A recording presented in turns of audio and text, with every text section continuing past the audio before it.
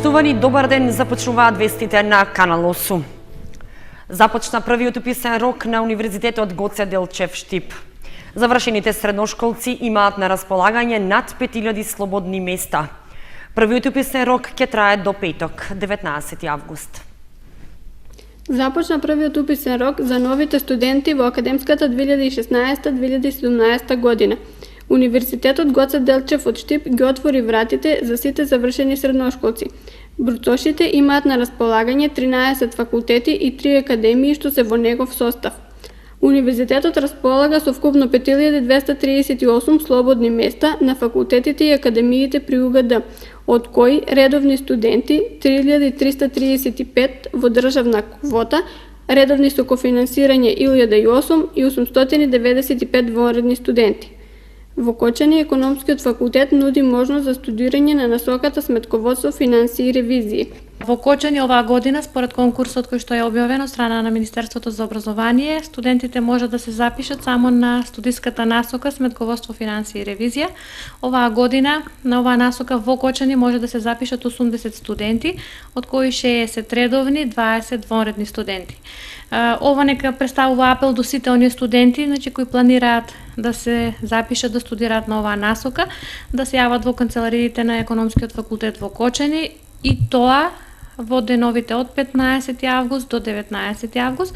Иако според конкурсот е предвидено да уписите во првиот уписен рок траат 3 дена, на Универзитетот Гоце Делчев од Штип ќе траат 5 дена до петок. Додека на наставната програма на дисперзираните студии по производно машинство на Машинскиот факултет може да се запишат 30 студенти.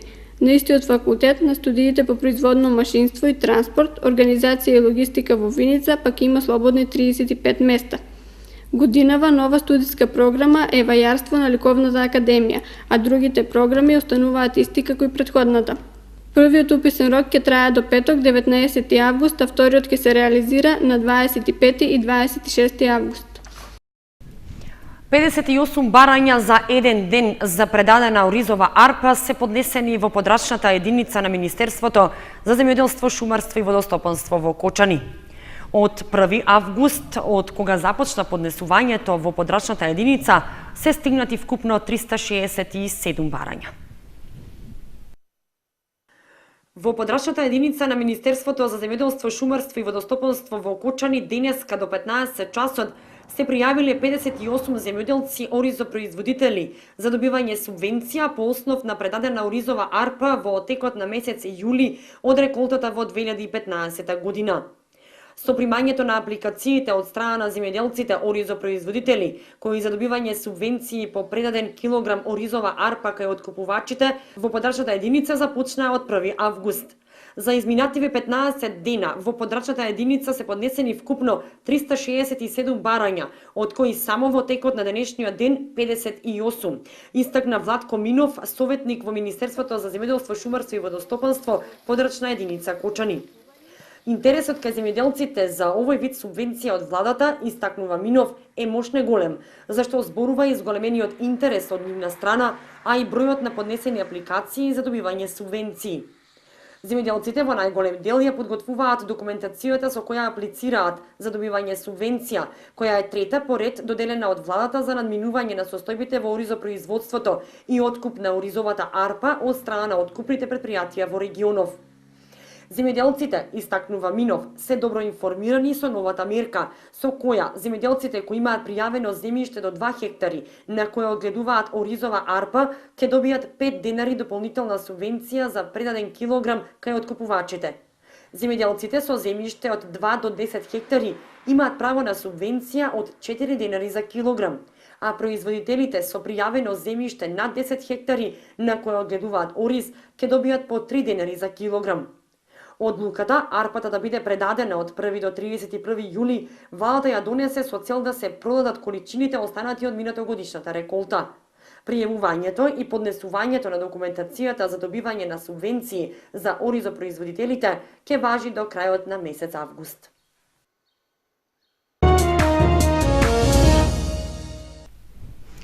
Чадот од неколку дневното горење на градската депонија во Кочани стигна и до градот. па граѓаните на Кучани го чувствуваат мирисот на изгорено, поради што и реагираат. Од комуналното јавно предпријатие Водовод истакнуваат дека редовно со механизација истураат земја на местото каде што се појавува пожарот, за да се оневозможи пристап на кислород и горење на пластиката и хартијата. Облаци од густ и смрдлив чад и понатаму се издигаат од градската депонија во близина на селото Бели на патот кон спортско-рекреативниот центар Пониква, а оттаму пак се шират по целиот планински предел, достигнувајќи дури и до оддалечените села во Осоговијата. Чадот стигна и до градот, па граѓаните на Кучани го чувствуваат мирисот на изгорено, поради што и реагираат. Она што можеше да се забележи на лице место е дека депонијата гореше на повеќе места, а се забележуваа и високи пламени јазици што излегуваат од отпадот. Депонијата е во непосредна близина на селото Бели, па чадот и смрдејата веќе трет ден се дел од секојдневието на граѓаните.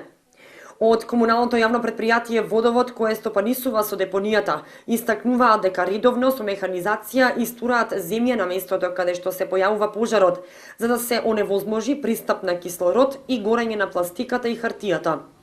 Покрај ова се врши редовен надзор на самата локација. Околината редовно се заорува за да се спречи ширењето на огнот.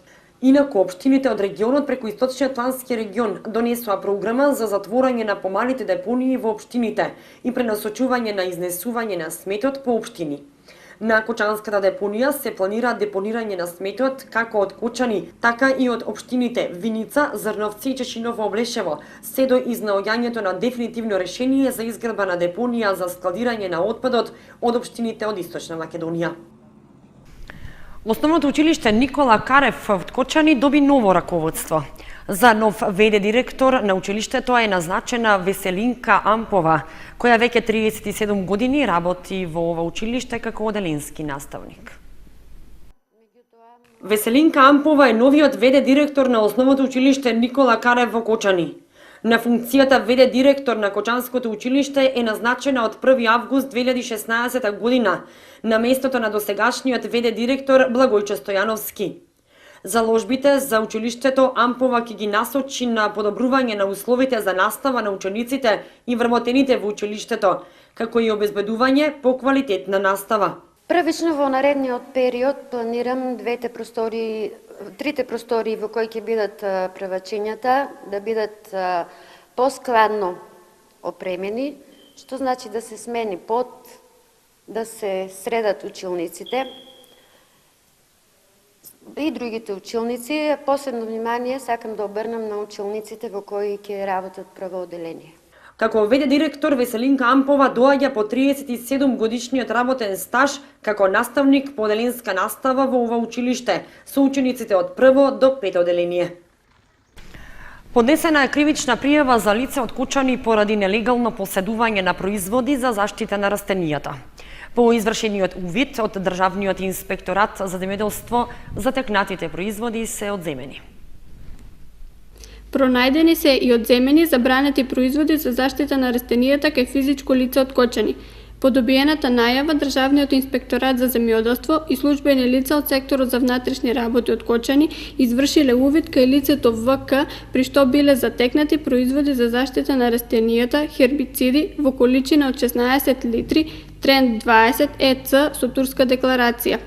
Нелегалното поседување и чување на забранети производи, што представуваат опасни материи, што се пласираат на пазарот и се употребуваат, како и нивни активни супстанции што се вклучени во производот и не се одобрени на територијата на Република Македонија, е спротивно на Законот за производи за заштита на растенијата, како и спротивно на член 232 од Кривичниот законник за неовластено производство, ракување и промет со опасни материи што се штетни по здравјето на луѓето или за животинскиот и растителниот свет, стои во соопштението Државниот инспекторат за земјоделство.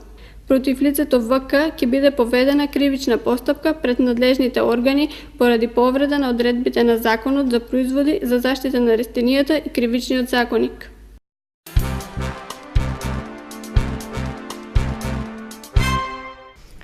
Општина Кучани продолжува со укажувањето помош на настраданите во поплавите во Скопско. Испратен е еден шлепер со флаширана вода за населението, а компанијата Ледер ги испорача и првите количини од 250 столици, наменети за настраданите од поплавите.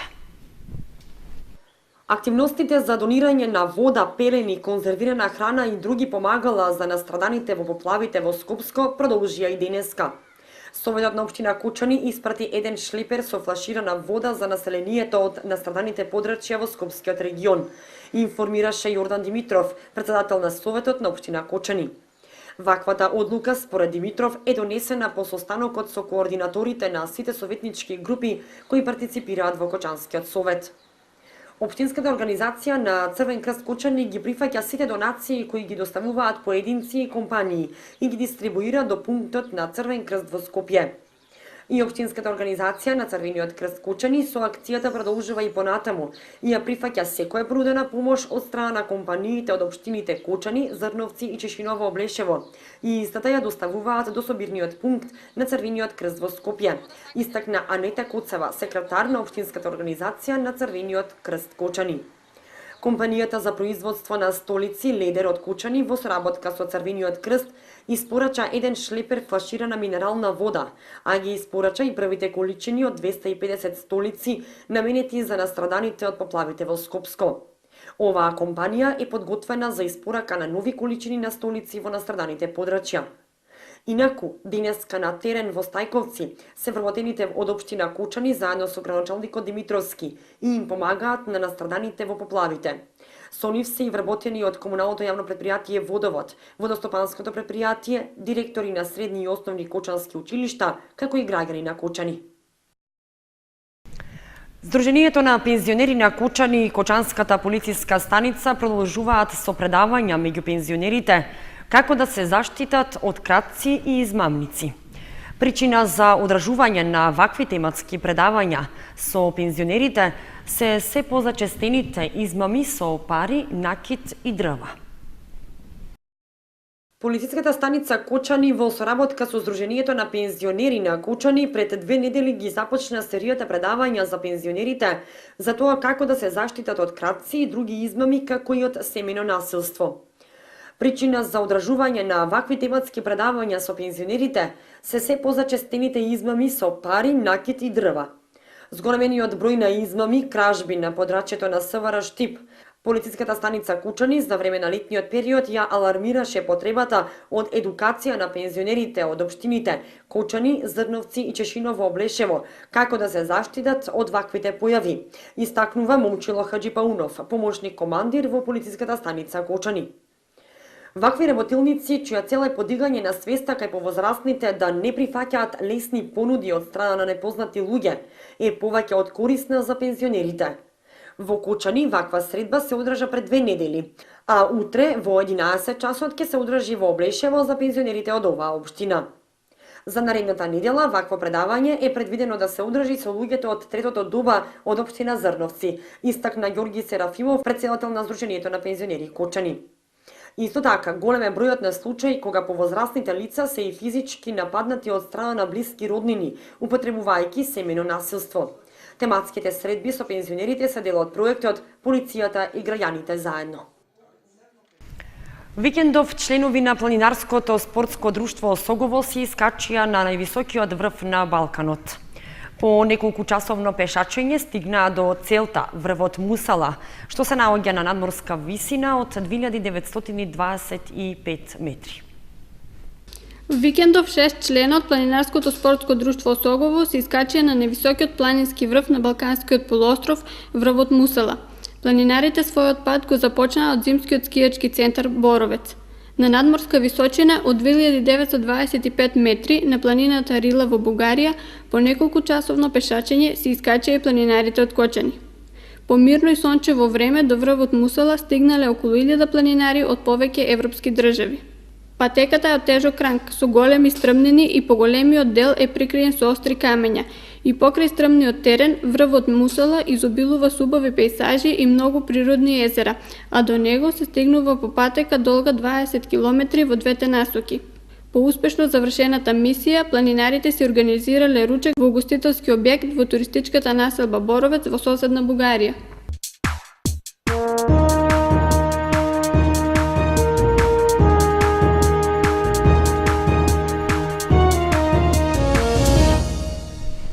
Следува спортската информација. Конечно победа на Осоговци. Викендов успеаја да го победат тимот на Плачковица од Радовиш со 2:1. По неколкуте порази и нерешено отиграни надпревари во подготвителниот период, конечно екипата на Осогово постигна победа. Викендов на домашен терен ја совладаа екипата на Плачковица од Радовиш со резултат 2:1. Во првото полувреме неколку посериозни шанси за гол имаше гостинската екипа. Во 40-та минута тимот на Плачковица поведе со голот што беше постигнат од пенал. Судијата Ангелов покажа на белата точка поради фаулирањето на Лиманов од страна на капитенот на домакините Здравков. Една минута по водството на гостите, Здравкот на средината на теренот влезе во вербален дуел со Ангелов, при што судијата му покажа црвен картон. По исклучувањето на капитенот, Осоговци се разиграа и започнаа опасно да го загрозуваат голот на Јамаковски. Во последната минута од првиот дел, еден од гостинските играчи играше со рака и Ангелов повторно покажа на белата точка. Стојков беше успешен реализатор на пеналот. Второто полувреме започна со офанзива на домакините. Во 52-та минута Натков упати одличен центар шут, а Тодоров со глава го постигна голот. До крајот на надпреварот гостите се обидуваа да го изедначат резултатот, но без посериозни шанси за гол. Во претходните два порази и двете нерешени средби, ова е прва победа на Осогово што ќе представува поттик за воиднина.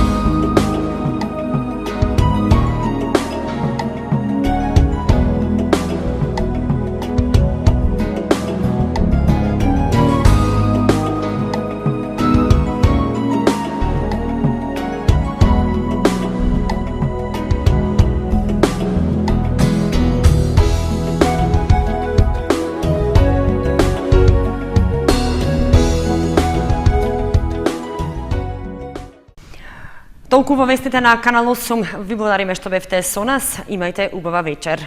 Довидување.